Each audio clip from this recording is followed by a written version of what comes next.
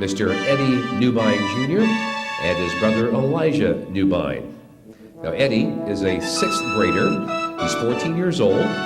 Elijah is 12 years old. He's a 3rd grader, and they're both homeschooled. You may want to correct his grading. Oh, really?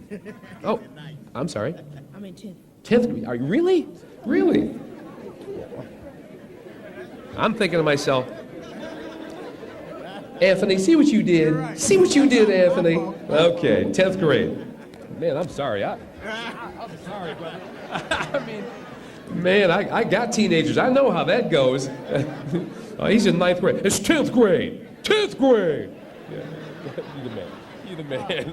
Okay, all right. I'm dead. Whew.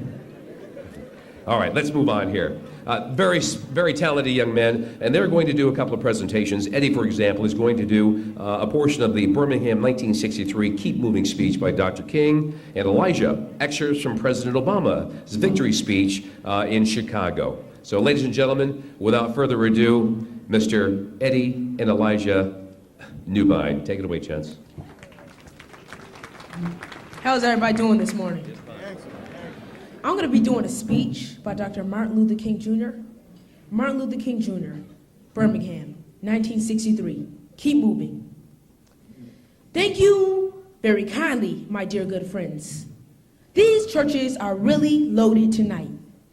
Never in the history of this nation have so many people been arrested for the cause of freedom and human dignity. Did you know that there are approximately 2,500 people in jail right now? Now let me say this. The thing that we are challenged to do is to keep this movement moving. There is power in unity and there's power in numbers. As long as we keep moving like we are moving, the power structure in Birmingham will have to give in. And we are probably nearer to a solution to this problem than we are able to realize. And don't you worry about your children, for they're gonna be all right. Don't hold them back if they want to go to jail, for they're doing this thing not only for themselves, but for all of America and for all mankind. Somewhere we read, a little child shall lead them. Remember, there was another little child, just 12 years old, who got involved in a little discussion back in Jerusalem. As his parents moved down the dusty roads, leading them back to the little village of Nazareth.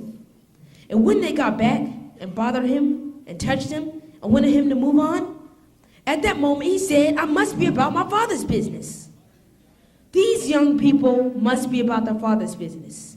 And they are carving a ton of hope through the great mountain of despair. And they will bring to this nation a newness and a genuine quality and an idealism that it so desperately needs. Now we are going to see that they're getting treated right. Don't you worry about that. The Justice Department is already in here. And they don't have some of the small fish from the Justice Department. They have some of the big fish in here. And we are reminding these persons at all times that these persons are political prisoners and that there's a distinction between a political prisoner and somebody who is out there getting drunk and somebody who is out there engaging in a robbery. And we are going to see that they're getting treated right. And we are going to go on and not only fill up the jails around here, but up all around Alabama if necessary. Keep this movement going. Keep this movement rolling in spite of the difficulties. And we're going to have a few more difficulties. Keep climbing. Keep moving. If you can't fly, run. If you can't run, walk. If you can't walk, crawl. But by all means, keep moving.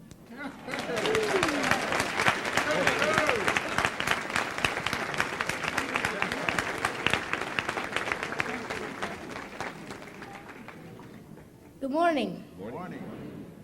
I'll be saying a speech by President Barack Obama. If there is anyone out there who still doubts that America is a place where all things are possible, who still wonders if the dream of our founders is alive in our time, who still questions the power of our democracy, tonight is your answer. It's the answer told by lines that stretched around schools and churches in numbers that this nation has never seen, by people who have waited 3 hours and 4 hours, many for the first time in their lives because they believe that this time must be different. that their voice could be that difference.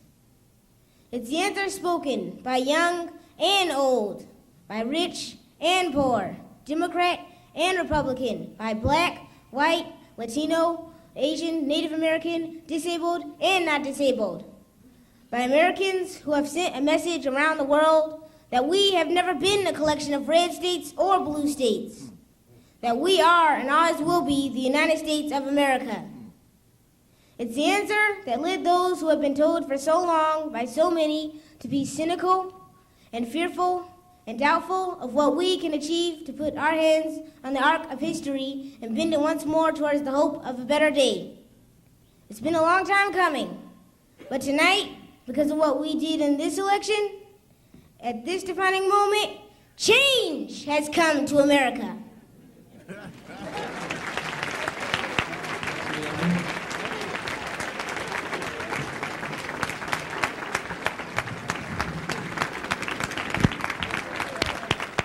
Come on up here, guys. Come on up here. Come on up here. There we go. Ladies and gentlemen, once again, future President of the United States, Mr. Eddie Nubine, and his Chief Justice of the Supreme Court, Elijah Nubine.